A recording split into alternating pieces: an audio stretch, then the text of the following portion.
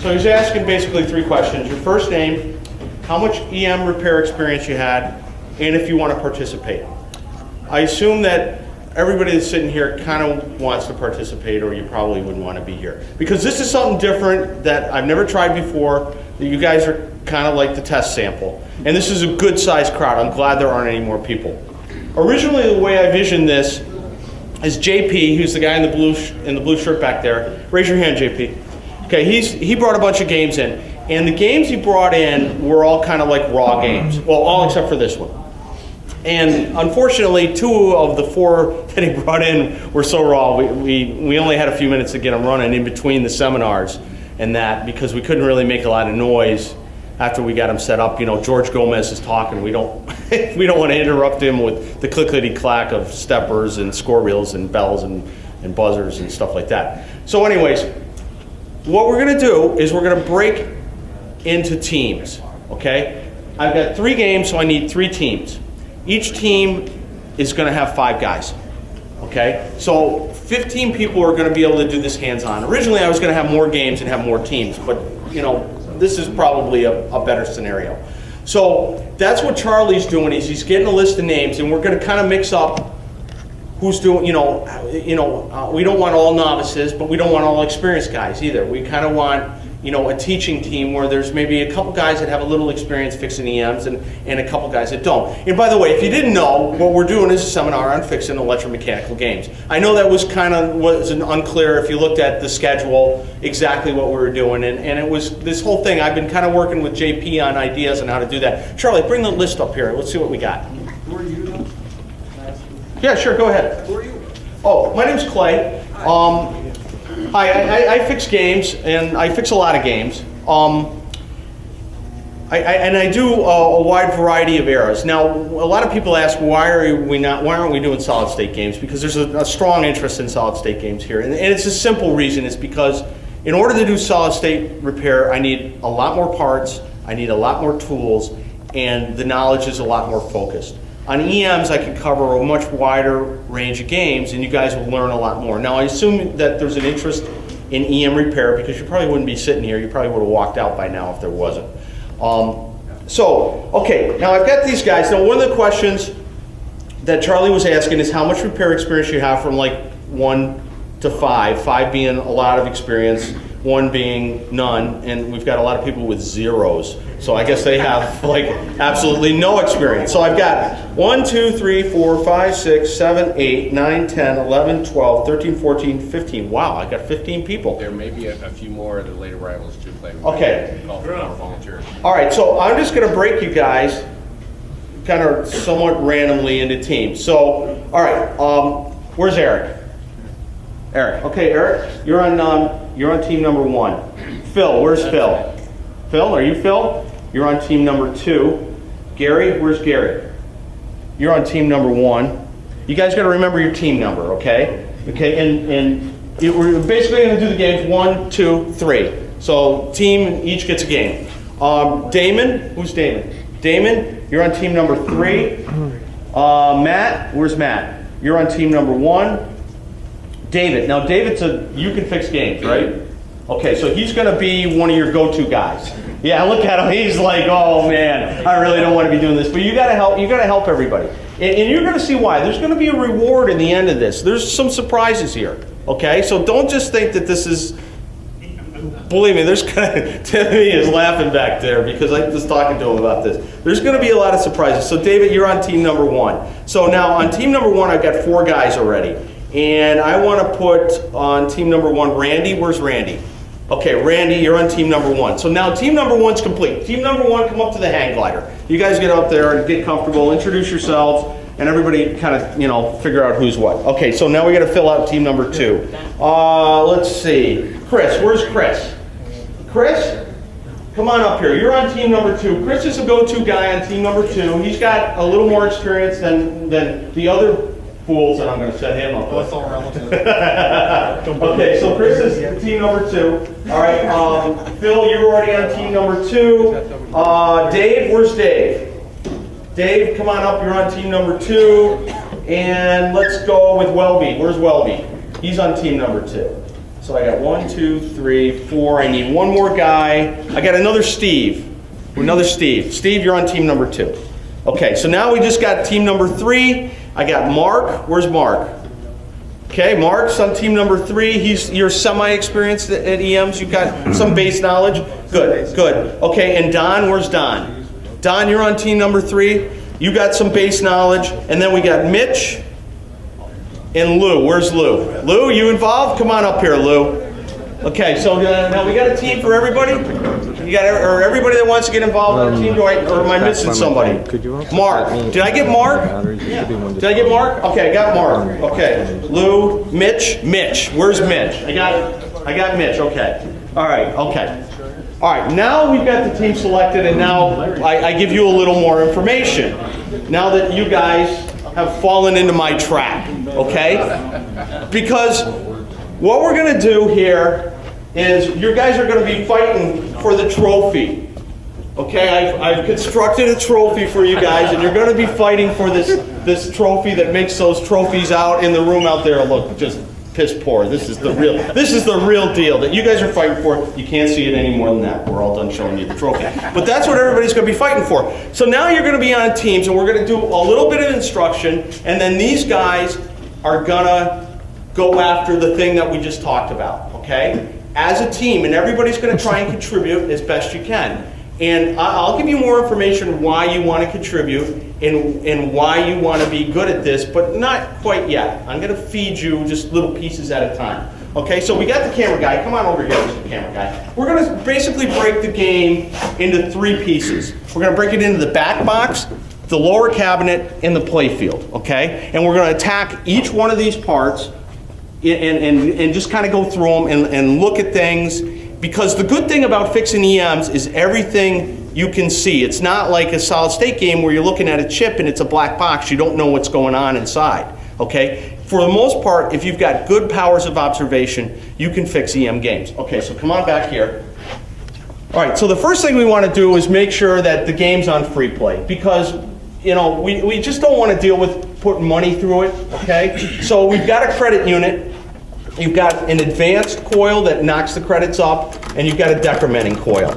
Now, all these games should already be on free play, but I want you guys to all check and look at the switch. As it comes down to the 0 credit, it tries to open either 1 switch or 2 switches. On Bally's, usually 1 switch turns a light off on the ball arch. You ever notice when you walk up and there's a light on the ball arch? That tells you that there's credits. Okay, because sometimes some of the operators would put little foil windows over the actual credit numbers, so it's like code that the game actually had credits on it for like knowledgeable players. And then the second switch is the thing that completes the circuit to the start button, you know, the replay button on the front door. So I want you to make sure that the game is all the games are on free play, okay? Then the next thing I want you to look at is the steppers in it. Like this game is a 2-player.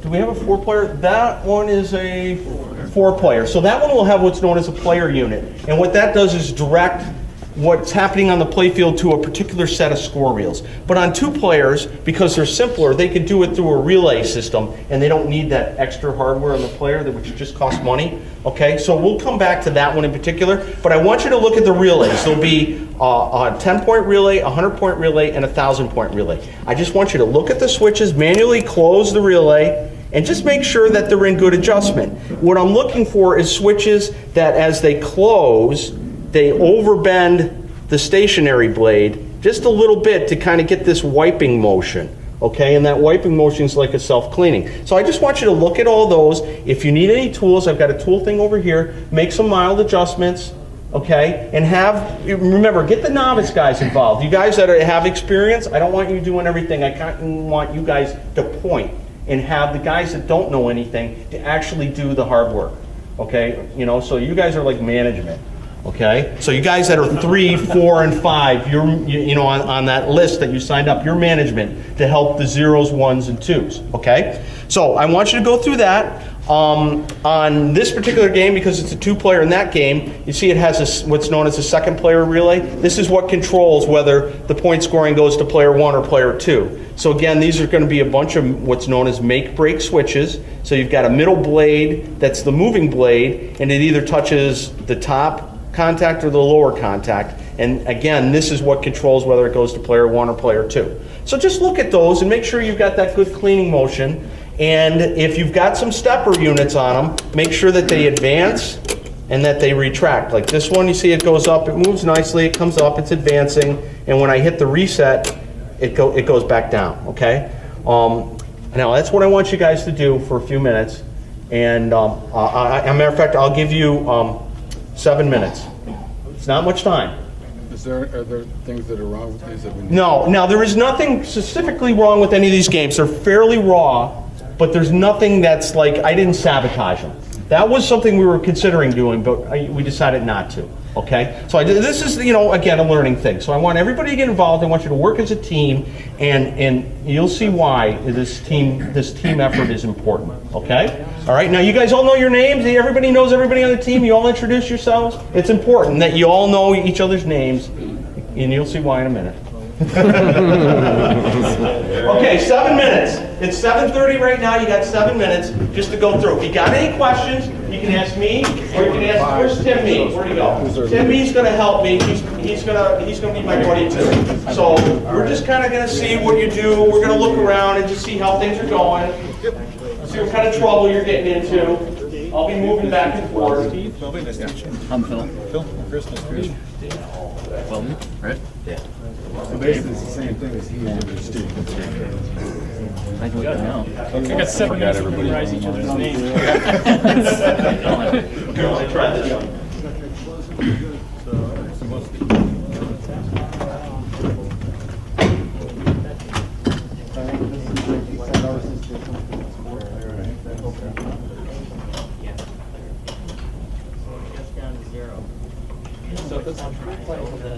They said Two switches. Free play. Said something to check if it's on free play. Yeah, if you watch the switch stack as it goes around, when it gets to 0 in the front, you'll kind of see where it makes kind of a change. change of state. How to prevent credits to be able to start a game versus having to set the switches open. It's on 2. It's on 1, so that'll be 0. Yeah, but isn't the switch supposed to be closed? Oh, he said Just make sure. all closed. Oh, he said though. make sure it's on free play, so it's always closed, right? Yeah. So Even when it's it has just 0 credits. closed. Right. Otherwise, if So But you it's can kind on of tell 0. because it'll look like it's overbent compared to the rest of Right. it too, because you end up just bending the one switch. Yeah, because it ain't So it's moved. been So it's just modified for free closed. So it's play. Is it already on closed all free the time? play. That's what Yeah, it it's closed. All of them are closed. Do I have room to go over here? You think I can make it? So we don't have all the scoring relays. They must be down below. No, the relays. Oh. I think the scoring relays must be down below. Hey Clay, Yes, sir? I don't think we have the. I think our scoring relays are down in the box. Okay, so on you guys, because this is a 4-player game, okay, this is the player unit. This is what directs to each one of the 4 sets of things. And this has to work perfectly. So it's got to advance. Oh, where's my big finger? Here we go. Like that. I usually advance it to, when it's in the reset possession, it's going to player 1. If it goes up 1 notch, it's going to player 2. Up another, it's going to player 3. Another one, it's going to player 4. Notice it won't go any higher.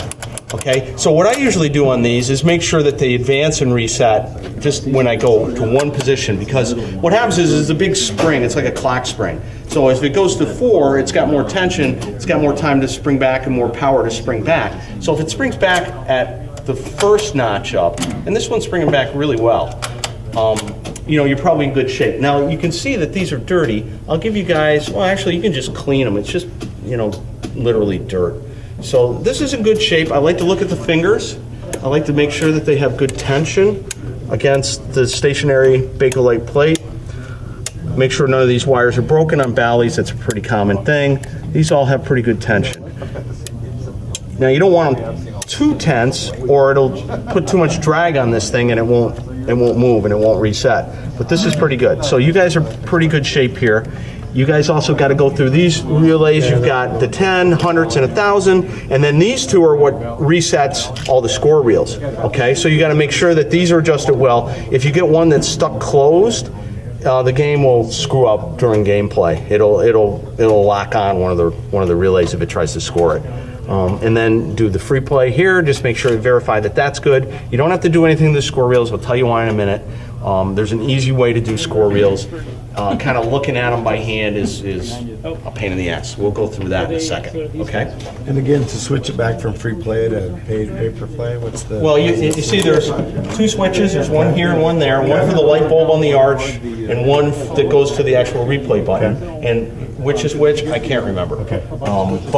So I just basically make them both closed all the time. So what normally happens is, you see you'd have one credit and this switch would be closed, and then when you reset back down to 0, this would open up the switches, and then the replay button would do nothing.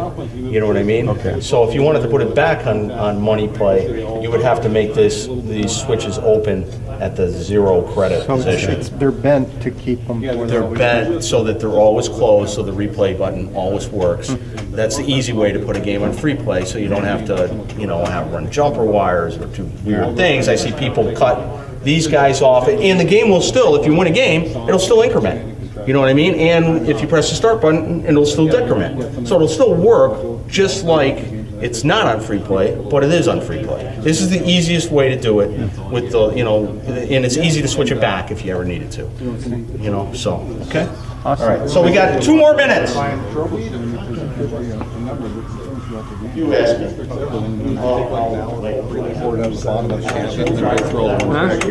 And just kind of... Okay, and needle and pliers, you want that? Okay. All right, good. Let's see, do I have a contact? I have hemostats too, but I actually forgot to bring a contact adjuster. That was bad planning. Here, I come under the back.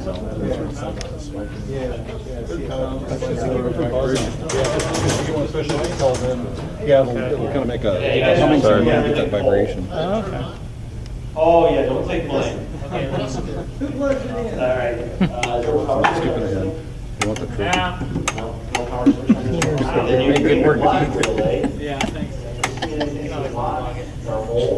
You're doing more than I am, pal. There you go. There you go. Yeah, that'll work. What's wrong with you? Well, we need to check. All right, one more minute. One more minute. Fixed. How's everybody doing? You guys have any questions? You all done? You guys comfortable? Everybody cool? Yeah, we're good. You're good? Okay, you don't want to adjust the knocker switch so it works? I don't know, it's just an idea. Because on Bally's, whenever this guy advances, it closes this switch here, and that's what makes the knocker go. It was set really wide. Okay? Just power observation. It's a power observation. It's always looking. Okay? On EMs, that's the big thing. If you can see it, you can fix it. So you just got to see it. You gotta have an advanced enough that eye. gap's good just right there. Yeah, you about can a quarter see as inch or the thing goes, you see it gets that little extra wiping. See? So it makes a really loud, obnoxious noise. I was the one that actually bent that because I was working on this during Gomez's interview, and I didn't want him to hear that bang, bang of the knocker every time I was monkeying with it. And this is free play, right? Because you got all these closed. Yep. Okay, we're all done. How we doing? Tim, how are they doing over here? They're good. They're good? Does everybody feel comfortable? You guys? Team number 2? Good? How about you guys? Team number 3? You guys are working awful feverishly over there. Oh, it's dark over here. Okay, well, how do you guys feel?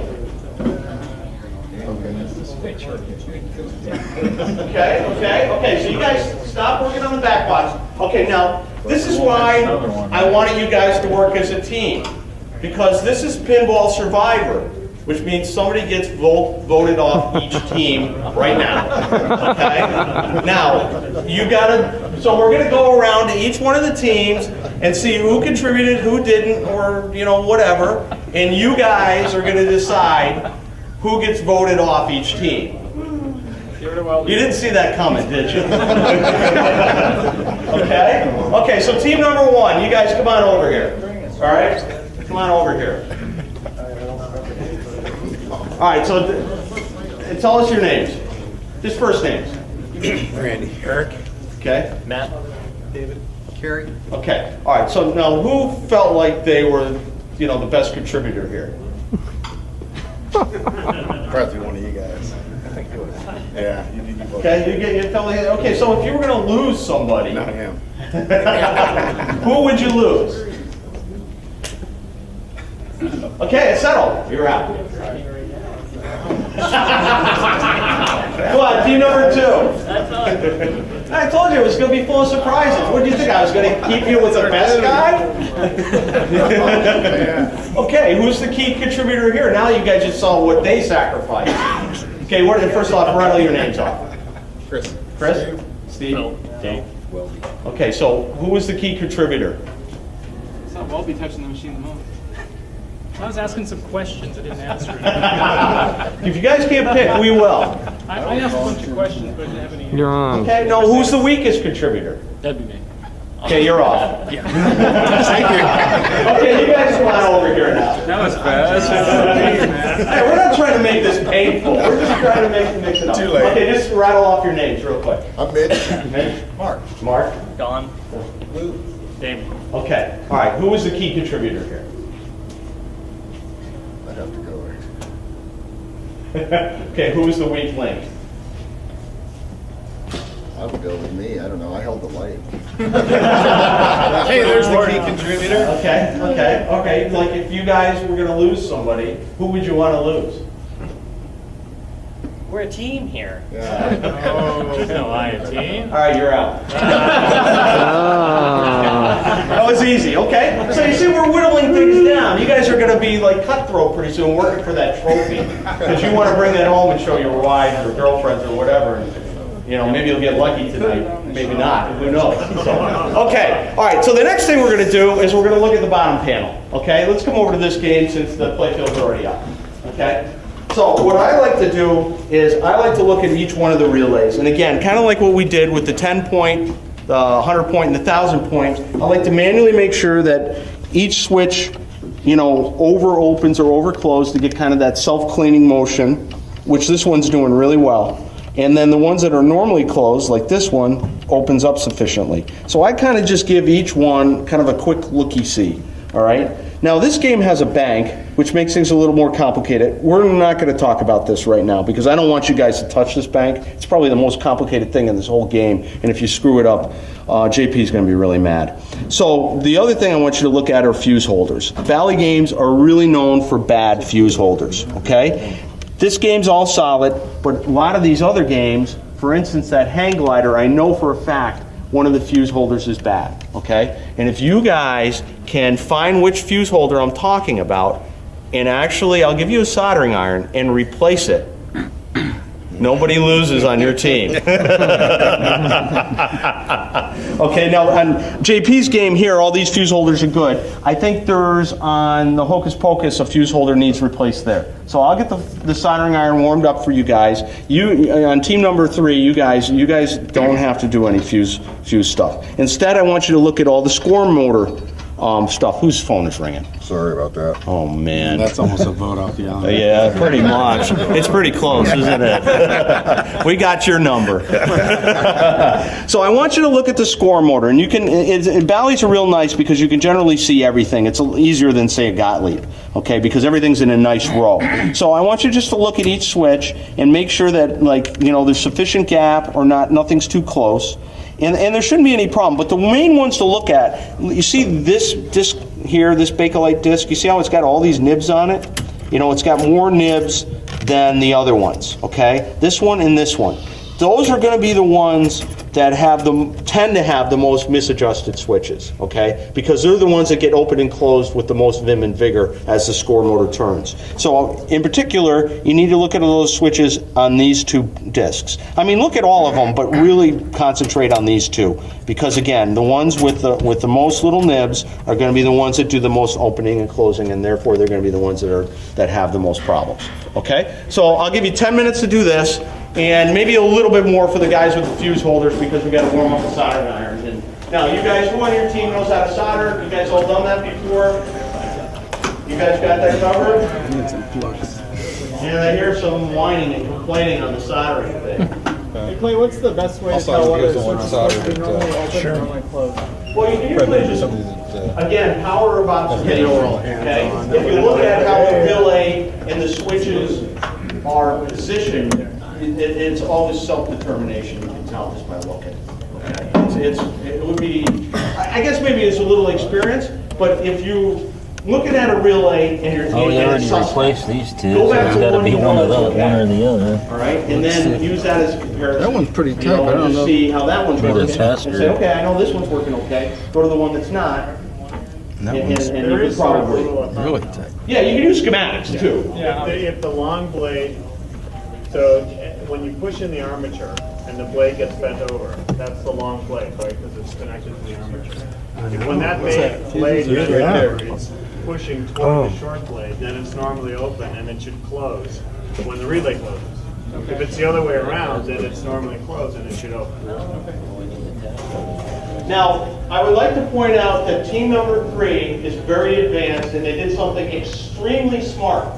They removed the playfield from the game. It makes things a lot easier. Now, I'm not saying you guys have to do that. This looks cooler. It does look cooler and it does save time. It also saves wear and tear on connectors. Valley connectors really have a bad habit of having issues, but removing the playfield allows them full access. They can see a lot more. They can actually get their head in the game and make their lives ultimately a lot easier. There's also another trick. I'm working on these games, and it's called reducing the system to the smallest possible pieces. Okay? That is, you can take the playfield out of the game, power it up, hit reset, and the game will reset and basically try and run without the playfield. So if you hit reset, score reels all go to 0. Bonus, well, you don't know the bonus because you're on the playfield then. You know, decrements, credit, it does everything it needs to do. Then This one right here. You can test the game without the playfield. Then you put This the middle playfield one in right here. And things get all screwy. Yep, there's no deflection at all. No deflection at all. So Yeah. it's making Let's the adjust system that a one little up. Are you the smaller. official Yeah. contact? You know what, It's let me a little get easier to work one on. from, I tend to do it on Let me the get one game from by JP wire. real quick. Okay. I know he's got one in his pocket. I do. Okay, which one was that? One you picked up on was right here. It's really clear. See, there's no deflection whatsoever. That one has a little. And that one following it isn't much better.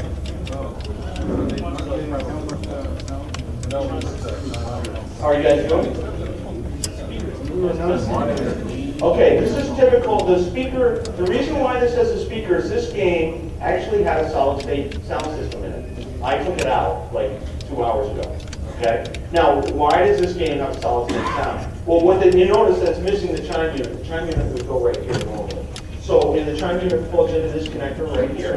So what they did is, this game came out, I want to say 75, 76. They wanted to elongate the life of this game. Okay, so by 77, you got all these solid state games, and they're making these electromechanical games on the street look really old and dated. So how do you get some more life out of the game? Wyco sold it. They sold a solid state sound system, and it basically just plugged into the power right there, 110 volts, plugged into the chime connector right there.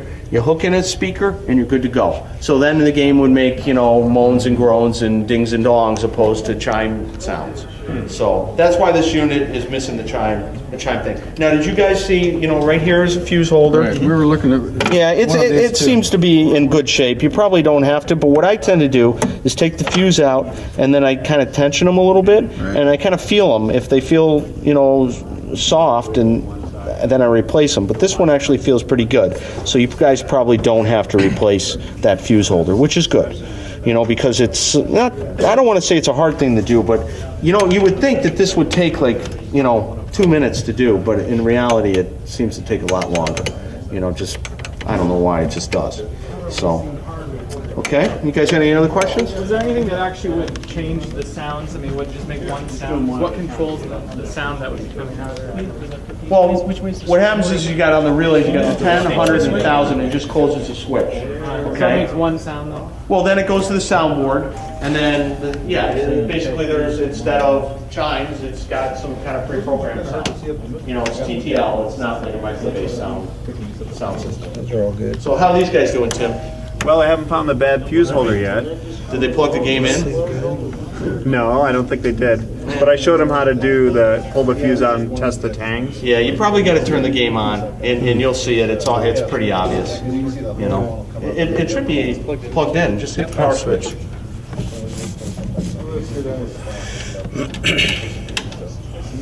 Or maybe not. Is this not plugged in?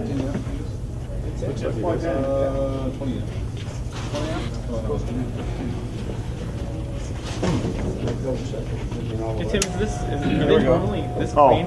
It's Oh, not flipper usually. side? Okay. They're usually So pretty if you broken. look on this game, the back box lights aren't working. And if you go to the fuses, I forget which one it was, but it seemed to me like when I was wiggling one of them, That's the Playfield. that's a Playfield. There's your back box. See how it's like real intermittent? And I can hear it. It sounds like sandpaper when I twist it. So that's the fuse holder that needs replaced. And what happened is when I pulled this out, the fuse, I cleaned this up with a little sandpaper, but the fuse had all these black marks on it. So it was like arcing between the, hot, too. yeah, and if you feel it, it is actually warm. And it's only been on, what, 15 or 30 seconds? It's already warm. So that's the fuse holder. Here, why don't you, and when you do this, I always kind of like to unplug them. That's a good point. Yeah. I mean, this is a 6-volt one, so it's not a huge deal. But like if you're doing the line fuse, like you're doing this one, see, here's another one of these crappy Bally fuse holders. You definitely want the game unplugged when you do this stuff. And what I tend to do is I'm real lazy. So what I do is I just bend these wings off. And usually you just move them once and they just break right off. But on this one's actually being a little more persistent. See the little wings? I just break them off. And that just to make it get No, I'll show easier to you get why. to. I'll show you. What's the rule of thumb as far as them being warm? If they're warm at all, you need to replace them. Wow. Well, if they're hot enough to burn your finger, like you can't keep your finger on them, you're afraid you'll get a burn, then they're definitely, absolutely bad. Yeah, definitely. But if they, you know what, they're warm at all, I would replace them. They shouldn't be cold to the touch.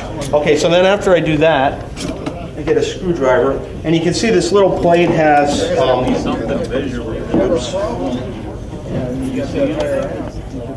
This little plate has a bunch of screws. I usually take one screw out.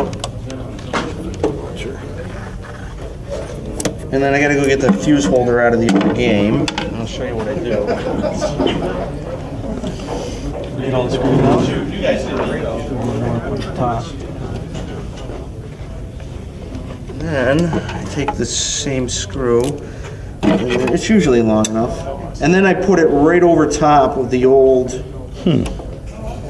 things. Now, what you can do sometimes, I can't do it with this fuse holder, but on some fuse holders, I can actually take these tabs and bend them down and solder them right to these guys. And then I don't even have to take the wires off. It's just a lot quicker.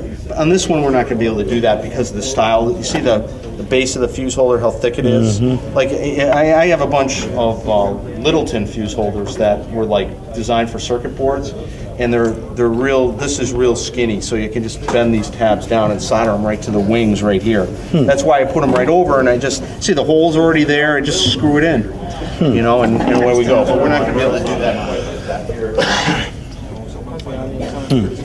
It's just phone. Yeah, it's just coming in phone. Turn the game off. I think it's upside down. Yeah, you want to. Watch out, I got some hot sauce in there. The reason why I'm leaving the game on Yeah, so is I want to use the plug. So if you want to do like a really professional job, you can take that entire piece out and replace all three fuse holders. But what Clay is showing is how to, do targeted repair, Yeah, which quick is and also easy. a very useful thing to know how to do. Tim's just blowing smoke up No, my ass. no, I'm not. Here, give me those dikes. They're right there, right, the gold ones. So Give me the other ones. Oh, these? Yeah. When like I was those better. fixing games on location, we would do this kind of repair all the time, and the point is speed and reliability. You want to get in, get the game fixed, and go to the next service call. You don't want to leave games down. So I actually wasn't blowing smoke, and I'll warn you the next time I am. But And since you guys only had 10 minutes, I mean, you definitely want to do the fast and reliable. Yeah, we don't have fast and time. reliable repair. Hand me the solder, would you, Tim? It's right there, 10 right dead in the center and the bottom there. And then a real nice place to put these is right on the shooter rod. And then always tin the wire that you're soldering.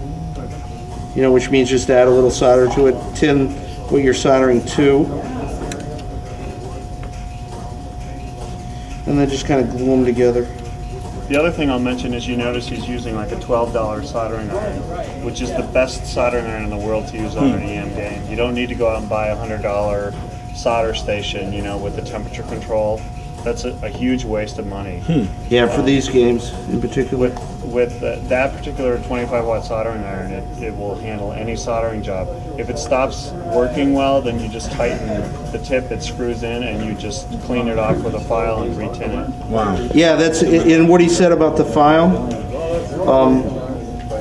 You know, they get it actually comes with tips. You know, with additional tips. Yeah. But usually, what happens is I wear out the cord, like it breaks here. And it's nice, it's got this light in it, so I can always see if it's on, and if I wiggle this, then I know I just throw it out. You know, but yeah, this thing will go down, you know, to maybe half the length of this, because I'll just take a file and kind of, you know, file the chisel on it. But he's right, man, these are like $12 at Home Depot and Lowe's. You know, and if you lose it, who cares? Or leave it at your friend's house. Or inside a game. Yeah, inside a game. Yeah. Never done it and you'll never do it again, right? You'll never see it again. Especially if you pick somebody else's game. So anyways, you can try turning it on and make sure everything lights up now. Actually, it was already on. But it does light up. Yeah, it works fine. All right, good. And then after a minute, put your hand on the fuse. Well, don't put it on the 110. Right. And then, and see if it's warm. And when you're testing fuses with your finger, you always just very quickly touch and release, because if it is blazing hot, you'll put a blister on your finger immediately. Yeah, you will. So a lot of fuses are slow blows in the newer games. Are they slow blow or fast blow? These games are all going to be fastball. You learn that. Yeah, basically 10 amp, maybe 15. Blister. You know, and maybe there's a few games that are 20, but for the most part. So, okay, so we're all done now. You guys all done over here? Number 2, you guys are good? Number 3, you guys all done? You could use a fuse holder? Oh. Yeah. Okay, you guys need a fuse holder. All right. Okay, so anything else? Oh, perfect. Yeah. See, this is the kind I was talking about. This is the kind I like. These are the little tiny ones. Show the light. Tiny lights. Break them off.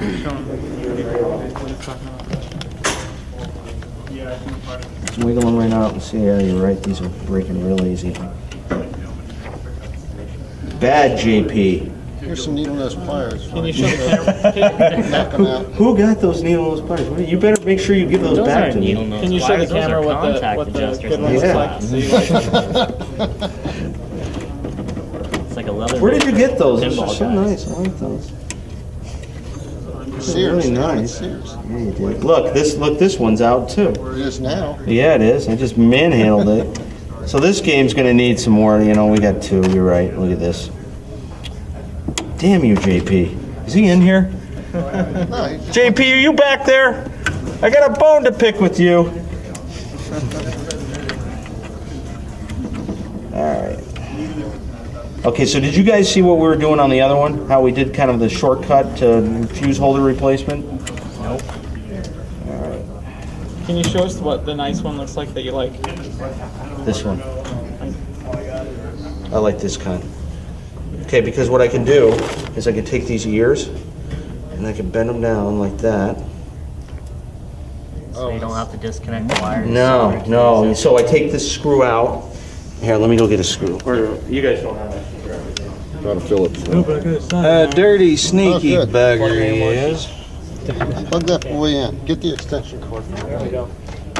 Plug it right in. How about that? Is there a service outlet in this game? Probably not. It's kind of old. No, it's unplugged.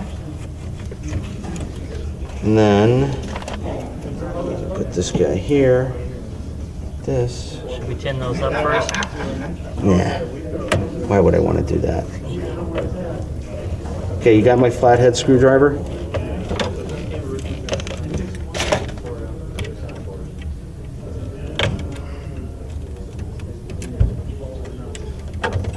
See, now this is what Tim was talking about, targeted repair. And then I can just kind of bridge over them. Actually, it would have been a good idea if I did tin that, because it'll stick a little easier. And I don't have to actually disconnect the wire, or you can disconnect the wires if you want. It's whatever works for you. But I'm always trying to do things quickly, because time is my enemy. I just don't have a lot of time to spend on this. So we're not going to worry about this any further. We'll take it. If you guys want to solder that one in, but I'll have to dig you up another fuse holder, since obviously we need 2. And to be honest with you, you need 3. Look at this one. Just breaking stuff. Look at it. They're gone. I mean, they're literally gone. And this is very typical on Bally's. I mean, this is the big thing with Bally's. I mean, the fuse holders suck. These games weren't, they were designed with a 5-year window, not a 40-year window. So, I usually on Bally games, at least keepers, I replace all the fuse holders. And you can, like Tim was saying, you can take this whole card out if you want and just put the new fuse holders in, and you can buy those at Radio Shack. So, but I'll excuse you if you guys want to solder in the one, but obviously we need to do more, and we don't have time to go through it. Nobody will be crucified for this. Actually, I really appreciate you guys seeing that the fuse holders were bad, because I thought they were okay on this game, well, especially since it was out on the floor running, And here, if I pull this one out, see, this one we'll probably get away with, but you see how it's kind of blackened? Mm-hmm. That's always a bad sign. So, but there is decent tension on it. Well, you need that. Check this one too. How's this one? Get my big man's fingers in there. Yeah, that one seems okay too. So see if you can solder. Look at it. It's just wide out. Look at that. So that one's wasted too. He needs a lot of fuse holders in this game. Good thing I got kicked off this team. This thing sucks. Hey, wait, what are you doing up here? I don't know what you're talking about. Okay, all right, okay, so, man, we had our big guy came back. Did you see that? He snuck back in. Maybe he could be like a consultant like me. Yeah, how do we kick Tim off the team? Yeah, we promoted him. All right, so over here, let's talk about team number 1. How you guys feeling?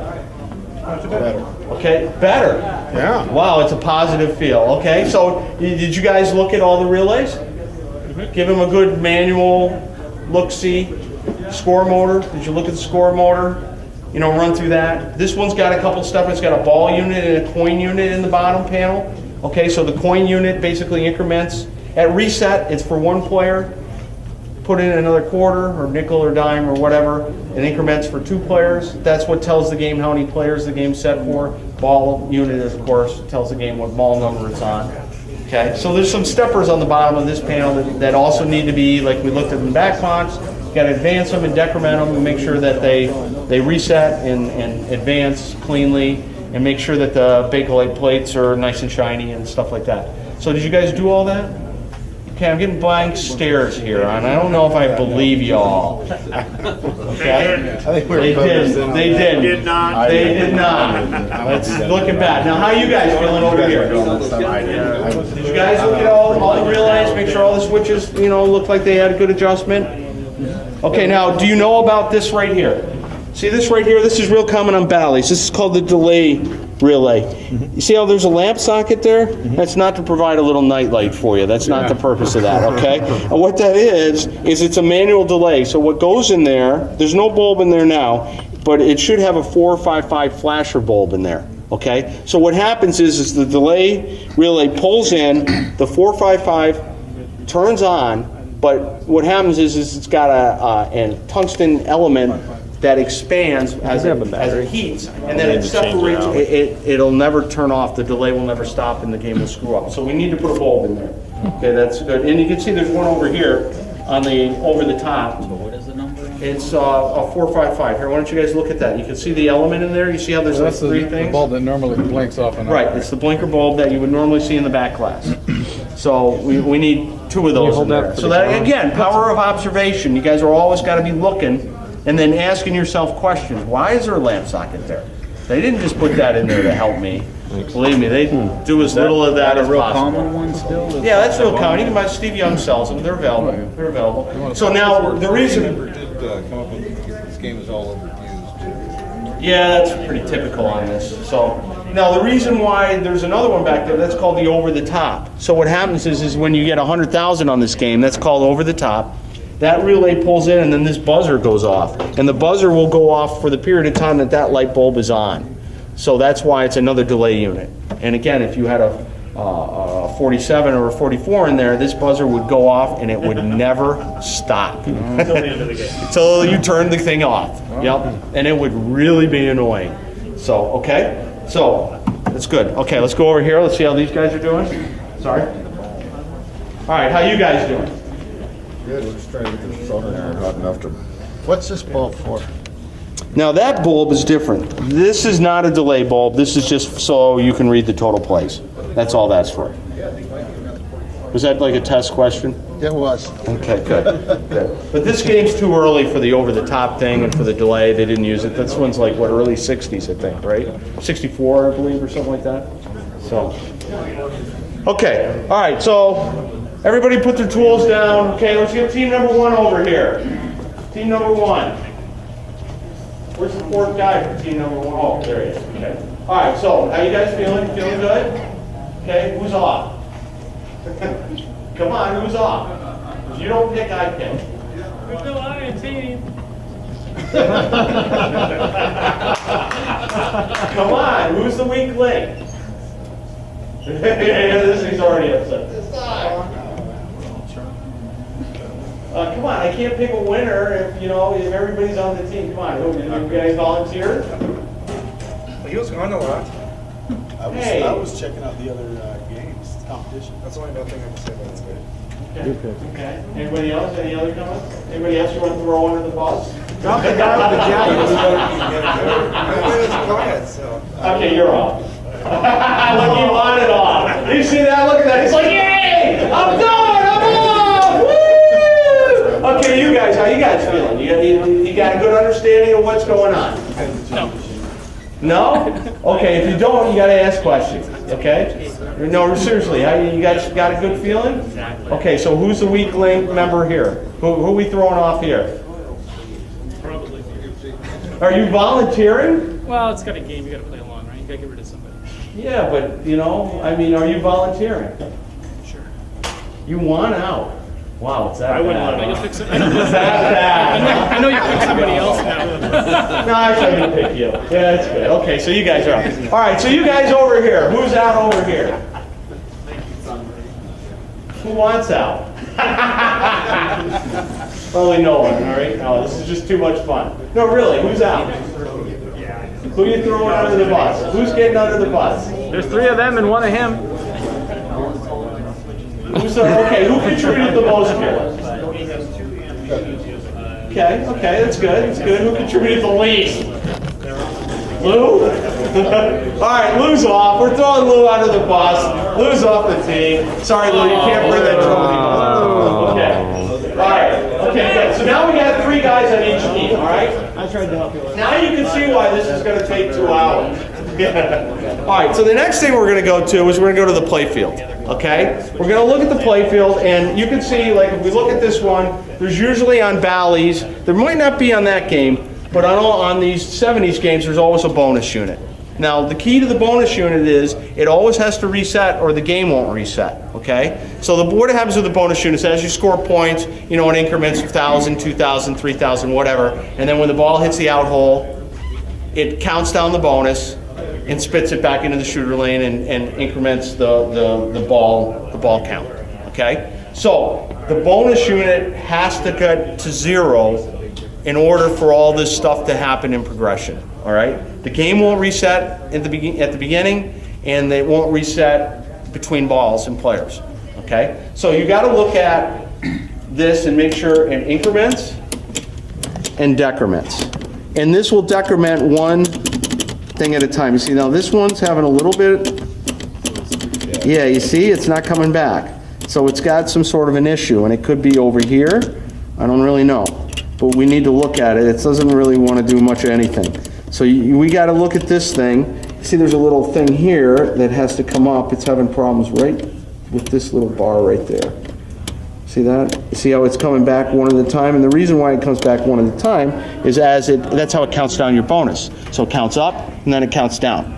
You know, one step at a time, okay? So we're gonna have to tend to that. You guys, I want you guys to try and figure it out, what it's doing, and probably the best way to do this is probably to go like this.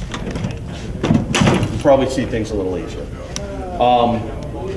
So I want you guys to concentrate on that, okay? Now, if you're bored, other things to concentrate on is always look at the end of stroke switches. I manually bring the flippers up by the plunger, not by the paw, but by the plunger, okay, and make sure the end of stroke switch opens, okay, because if it doesn't open, that won't turn off the low. Remember, the flipper coils, 2 coils in one package, high power, low power. High power, when you hit the flipper button, kicks the ball like all gazoos, but then as this switch opens, it puts the low power part in the equation, and then the coil won't burn up, okay? I always look at these. I just make sure that they're opening up, you know, with an 1/8 inch gap, okay? If there's no thing over the paw, heat shrink tubing or whatever. Right, there should be. There should be something. So, but you see, this game uses fish paper instead of something over the paw, okay? So that's why there's nothing on the paws here.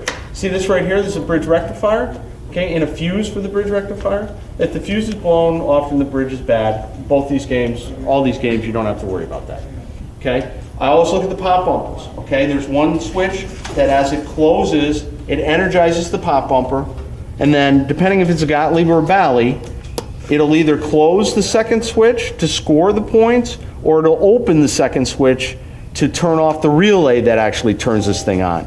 Now on these games with the rectifier, this is just going to score the points because this guy's running on DC power, this guy's running on AC power. And notice that there's a diode on here. You know, you see diodes like on solid state games? Well, the reason why there's a diode is because that helps save this guy up here, the bridge rectifier. Okay? So all the coils that are using juice from the bridge rectifier are going to have diodes on them. How do you know if this is bad? It would blow the fuse, or the game wouldn't work, you know, or the pop bumpers wouldn't work. You can there's a way to test it. If you really want to know, I can show you, but for the most part, they're pretty robust. So are the components from these guys similar to solid state games? Did they just change what drives the game? And very similar. The coils are basically the same, except in solid state games, all coils have to have diodes. You know, so because they're DC, basically. You know, anytime they're DC, you got to have a diode on it. So I'm going to let you guys concentrate on that. You guys over here, again, here's your bonus, and actually it's labeled. See right there, it says bonus unit. That's to help you as much as it does. And this is the same deal. See, there's just like we talked, diodes on the coils. Okay, so you got the secondary switch that does the scoring and the primary switch that actually pulls the coil in. Again, check this by hitting the paw or the plunger and make sure the end of stroke switch is open. But overall, you got this guy over here. This is like a matched style unit, and you can see that it alternates. It has some alternating feature. This thing probably advances with the 10 and 100 points relays and turns a feature on and off. On the Playfield, I always check and make sure that these switches are working properly, or you know that they're make break. So in one position, one switch is going to be closed. In the other position, the other switch is going to be closed. Again, just give it a visual. And this guy over here, make sure to give him a visual. And you'll notice that in the 0 position, see this one's working real nice. There's not so much. There's a set of switches over here that have to open up when the thing's in the reset position. Make sure that those have proper gap and seem to be working in that. So just give that a good visual. Then we're going to go over here and see what these guys are doing. You guys figure out why it's What kind of gap are you saying they have a proper gap? How much? You know, it depends on the application, but you know, it really does depend. You kind of got to look at it. You know, sometimes the gap is fairly narrow. Like on Gottlieb's, it tends to be more narrow. Bally's, it tends to be kind of wider. Williams is kind of in between the two. So you kind of get a feel for it after you're looking at them. I'm not saying you should adjust them, but I want you to look at them, at least in. This is all knowledge that's going to get burned into your brain as time goes on, and the more games you see, you'll get a better feel for what is a good gap and what. But again, you got 2 switches, you got a moving blade and a stationary blade, and as the moving blade comes over, I want it to push stationary blade a little bit to get this wiping motion. You know, it helps keep the contacts clean. You know, I don't want to say self-cleaning, but to a degree it is. You know, and that's really what I'm looking for, irregardless of the gap. So, okay. Now let's see what these guys are doing. They're all huddled over here in the corner. What are you guys doing? Okay, so you got a bonus unit down here. You guys look at that. And you got a motor. And you got a motor. Yeah. 2 bonus units. 2 bonus units. This game looks really clean under here. Look at how they did these flipper coils. Isn't that cool? You ever seen that before? Only on Bally. Yeah, isn't it? Look at that. This is like, you remember saying that their flipper coils are 2 packages in one, or 2 coils in one package? This really makes it look that way. That really is 2 coils. Yeah, isn't that wild? That's crazy. But I like it. So, you know, look at this. Make sure the end of stroke switches are open, which they are. They look good. They look real good. Bonus units are probably working fine. I don't know much about the motor assembly on this thing, but I would suspect that it's okay. It was working. Yep. Just sit there and spin. I don't think it does anything but that. So, you know, we just need a couple minutes for you guys just to kind of give everything a visual. You know, this guy over here, which was the free ball gate, just, you know, make sure that, you know, everything looks like it's doing what it's supposed to be doing. Okay? All right, and I'll come back, but it looks like you guys got this all handled pretty well. Are those double coils available for purchase? You know, probably not. They're probably not. You probably have to put in standard, like, new style Bally coils, and they'll work fine. You know, why they did them like that, I'm not really sure. You know, maybe they thought it wasn't patented. None of that stuff was patented. Well, maybe they were just thought it was better for some reason. You know, but you know, you only see that on a few Bally games. What would make that guy pop back up? How are we doing, Tim? I'm just asking them a question. So they're trying to figure out why this won't count back down. We're saying what would make that pop back up properly. So I'm actually not fixing it. I'm just asking. You're directing them. I'm directing them. Right. Maybe this needs to be tightened back up. Well, you can always do this to see how much tension's on it. Just pull it off and kind of put your finger. You know, there doesn't have to be a ton, but you can count them off. You can see there's 1, Maybe it needs there's to be 2, wrapped up tighter. there's 3. Okay, so 3 or 4 is usually good. Yep, 3 or 4 is usually good. Be careful on valleys because the hold position can always get catered. And usually there's like a washer in here to kind of hold the spring more in place. You know, it seems to be missing. I think we're on 2. This I'm coming around to 3. Coming around to 3. So it's not a problem with your clock spring. Okay. You know, and did you look? I mean, over here, did you look at this spring? Is it in the right place? You know, it's nice if you what you guys can do. You can walk over this game and look at their stepper unit, which is probably identical or pretty close, and kind of compare it and kind of get an idea that okay, maybe everything is in the right place, or maybe it's not. You know, or maybe something's worn, or maybe it isn't. You know, or sometimes people get in and bend things that they shouldn't be bending. You know what I mean? It's strange what some people will do. Thinking that they're fixing it. Yes.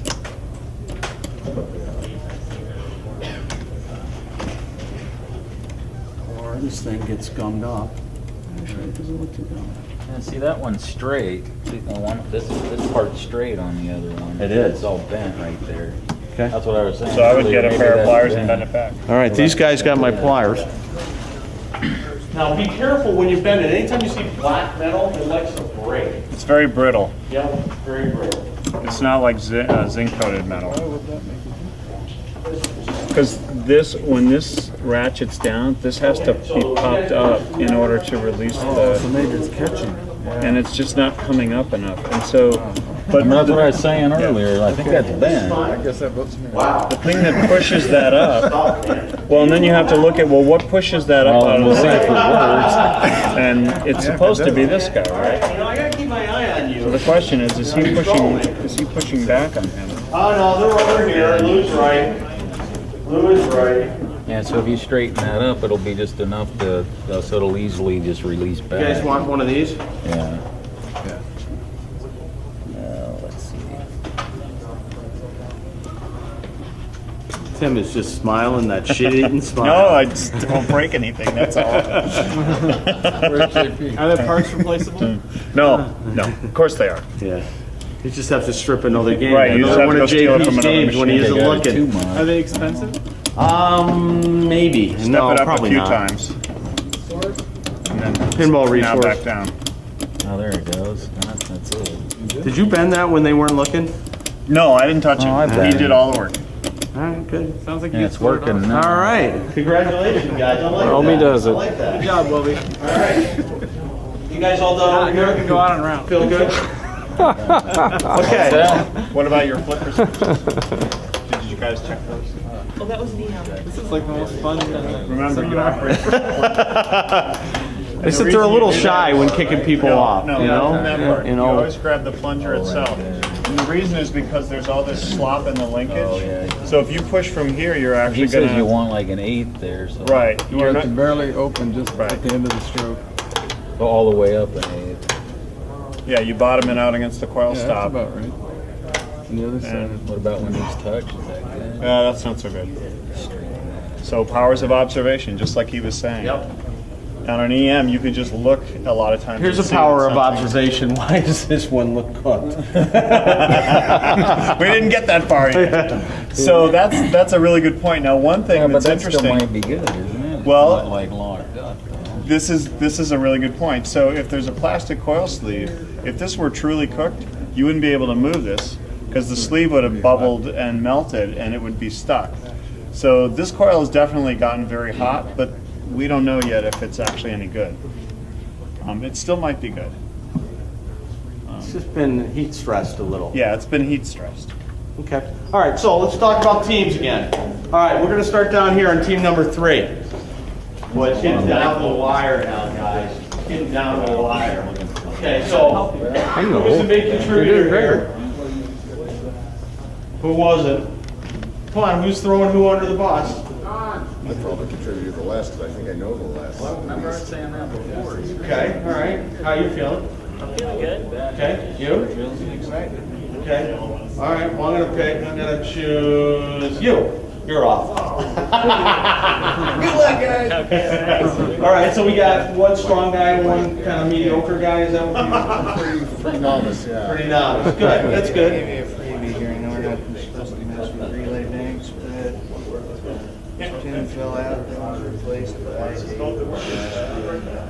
No, it's a workout. What in the back? I knew this would be a rough end of the day. All right, let's go to team number 2. Okay, so you guys, who was the strong? Who helped fix this? Who did the work on the fixing? Okay, good, good. And who identified the issue? He did it again? He did everything? All I think I need to. right, you're off. All right, okay, so like he's already throwing a guy under the bus. He's already got a guy under the bus. He's still on We both voted him out. Are you serious? You don't like him or something? No, we love How do you him. feel about this? We love it. That's luck of the draw.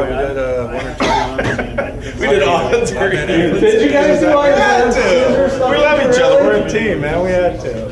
Okay, all right. They want you. It was fair and Okay, that's square. good. We don't want Okay, them. all right, okay. Okay, good. All right, so now what's left? We did the 3 main components of the game. So what's left? What's left is to do some testing now, okay? Now you've basically gone through and due to your powers of observation, things seem to be working. But the one thing we didn't talk about was the score reels. Remember, I told you there would be an easier way to test the score reels? Well, there is, especially on Valley games. Why don't we take this one? Actually, let's use the 4-player. I like the 4-player better. It's a better example. Here, put the Playfield down. It's more fun on the 4 players. Plus, Valley 2 players are really rare compared to 4-player. Hit the power switch. Well, do you want to look for that ball first?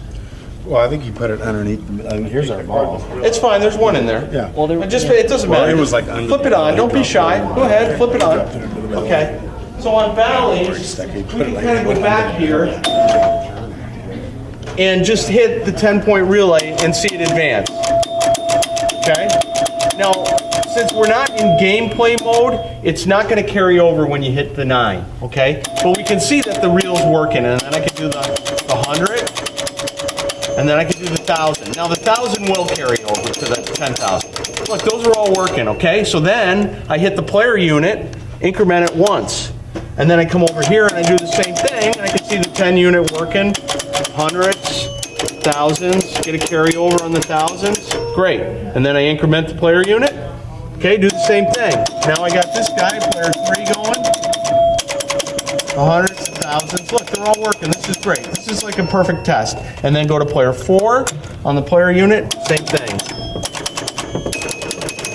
Okay, so now I got a score on all these things. Then I can go up to these 2 reset relays. See, it says number 1 score reset, number 2 score reset. So when I hit these, it's going to reset everything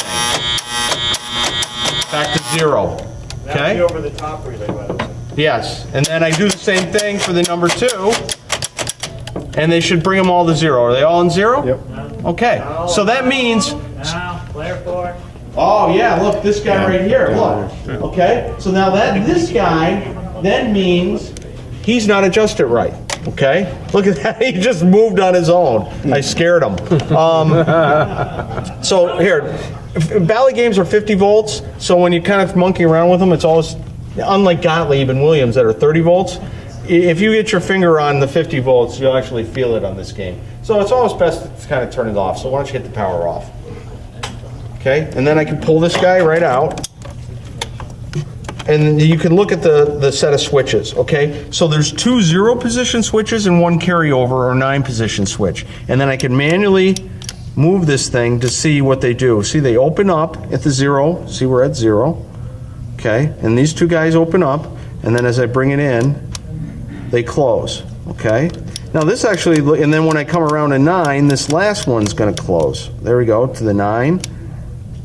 And then they open back up. Now this looks really good, like it's moving. So I'm going to set him on 1. I'm going to put him back in. And then the next thing I'm going to suspect is the actual reset relays. These guys. Notice that there's 4 switches in the front, 4 switches in the back. And there's a total of 2. So this is like player 1, player 2, player 3, player 4. So this is player 3 or 4? It's 4. It's 4, okay? So it's probably going to be on this number 2 one, and I want to make sure that all these guys are adjusted well, okay? Maybe there's one that's just a little far apart or dirty, and maybe that's why she's not resetting. So here, flick it back on for me. See, now I'm hitting it. It's just sticky. Look at that. See how it's... Yep. Yep. So it's sticky down there. Yep. So that's the problem. It's not that the switches are inoperative, it's that we've got a problem with this actual reel. Okay? The plunger, maybe it's maybe the coil stop is magnetized. That's pretty common on these.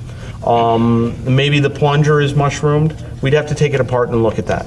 But that's how you test the reels, okay? So I'd like everybody on their game to go ahead and do that, turn their game on and test the reels and make sure that they all advance and make sure that they all reset, okay? So you guys just do the same thing that I just did, even though you saw me do it on your game. Just everybody do it, and I'll give you like, 3 or 5 minutes to do it. Yes, so we can apply that. Yeah, yep. Yeah.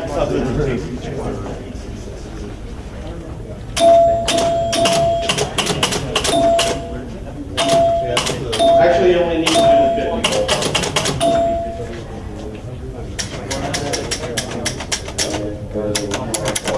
Carry it over. Now let's carry it over. So that looks pretty good. So in the second player, I think we'll do a 2-hand operation. Hands there looks good.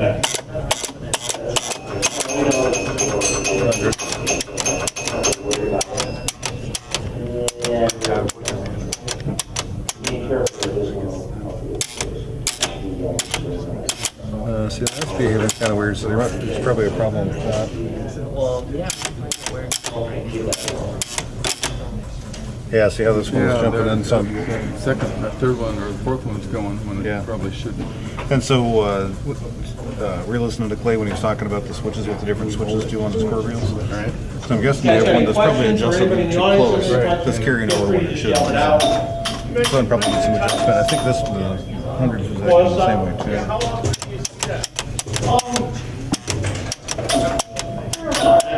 Yeah, it's been carrying over to the, It's not incrementing, right? the thousands. So those two have some switch issues. Godly complexes is real common. Yeah, those just got a close up.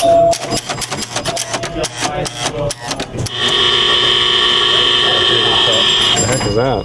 That's the over-the-top relay. Oh, One of the things that just hit, 100,000. starts over. Yeah. So the reset seems to work fine on all of it, but these two on player 2 have some switch issues, so those probably need to be adjusted. So I guess we'll go ahead and yank them out. And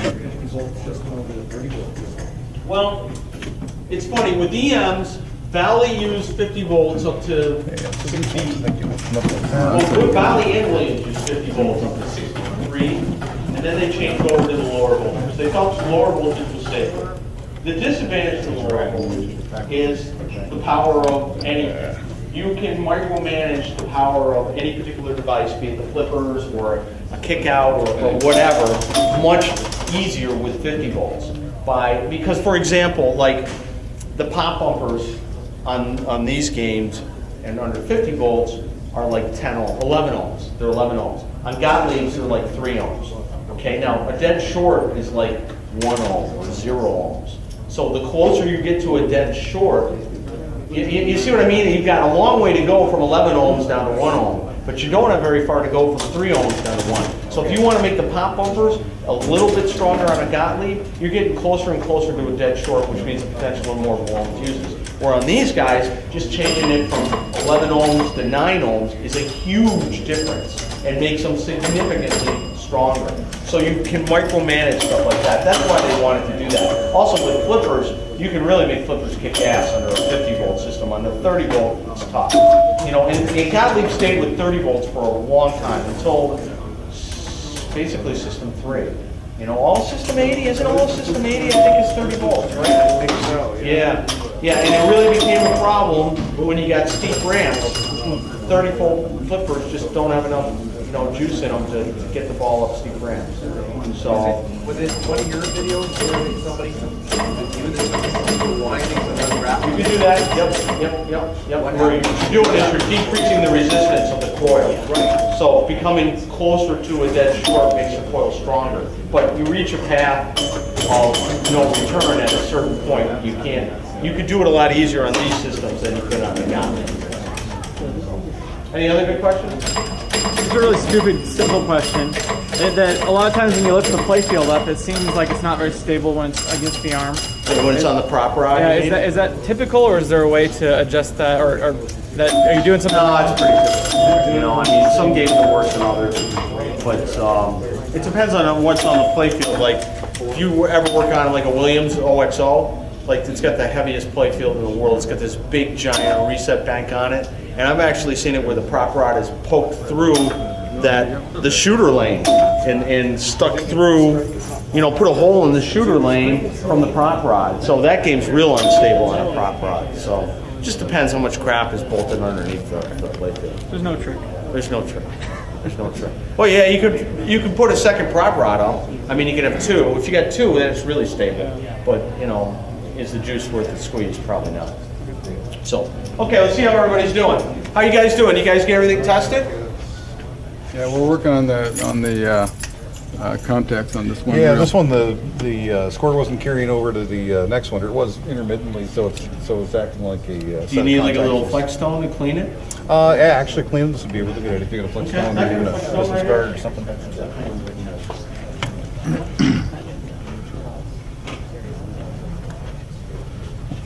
Because the one was looking pretty good, but I was thinking it was probably a little bit cruddy too. Right. So.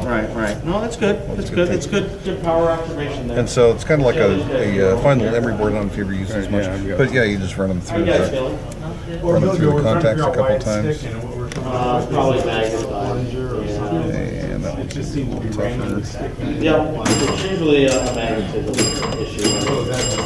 Yeah, we got to take it apart and probably do a coil stop, which is kind of a big deal in this game because of course and all these switches are bolted to it. Yeah, so we're probably going to be doing that right now. It's good that we've identified the problem, but we'll fix it later. Now I heard if you push those contacts too much, you can wear them down to where they don't work. Is that true? Well, Yeah, you'd really it have would to take get quite a really bit. aggressive. The thing with the Flexstone is in the EM games you have the tungsten contacts, the hard tungsten contacts. Then the solid state games had like gold plated contacts that were real fine. And those you don't want to use a Flexstone because those are real soft. These ones can take Okay, quite a it's bit. time to whittle the team down to one. Okay, so Uh-oh, one you for guys are each gonna team. have to- So we'll start down here with team number 3. All right, so you got 2 guys fighting for the trophy. Who's it going to be? Who do you feel is is the man that should stay? Well, I think he definitely knows what he's doing. I'm learning a little bit. But, Okay, he's on, you're off. Okay, fair enough. I think that was a good resolution. Okay, team number 2. The lone How you man. guys feeling? Okay, here, come on here. All right, so who contributed more or less here? Who's got stronger skills, lesser skills? I'd say it's Who's a equal. better looking guy? Go up for a coin flip. You got a coin? No, we He's can't. a little bit more knowledgeable. That was my comment. Is he a little bit more knowledgeable? Yeah. Okay, we'll keep him then. Sorry. You did well though. You stuck it out to the last round. Okay, you 2 guys, come on out. Come on out, you guys. Thanks, Mike. Okay, so you 2, who's the knowledgeable? Who's the big contributor? Who's the big talker? I know who the big talker is. They're all, you can all see Yeah, on you're it. done? I'm done. Okay, fair enough. All right, we're gonna keep up. Okay, so now we're down to 1 guy on each team, and this is audience participation because we're gonna vote on who should stay. You guys have been here, you've been watching everybody do this thing. You kind of got a feel on who contributed, who's the personality, who should get the trophy. Did we get a good picture of the trophy? I don't know. Did I show you guys this fine trophy? I mean, we got the guy holding the ball. Look at that. It's amazing, isn't it? Hold that still. Hold that still. Deserves that. For that trophy, somebody them all. Okay, so let's start down here. Raise our no, forget the hands. We're gonna clap. Whoever gets the loudest clap, and I get to choose by noise. Okay, but you guys got to do it. Team number 3.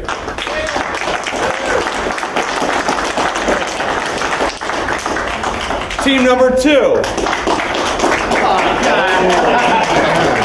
Hey, I haven't been late in a long time. Team number 1. Team number 1. Team number 1. Come on, that's good. All right, he's the winner. Right on.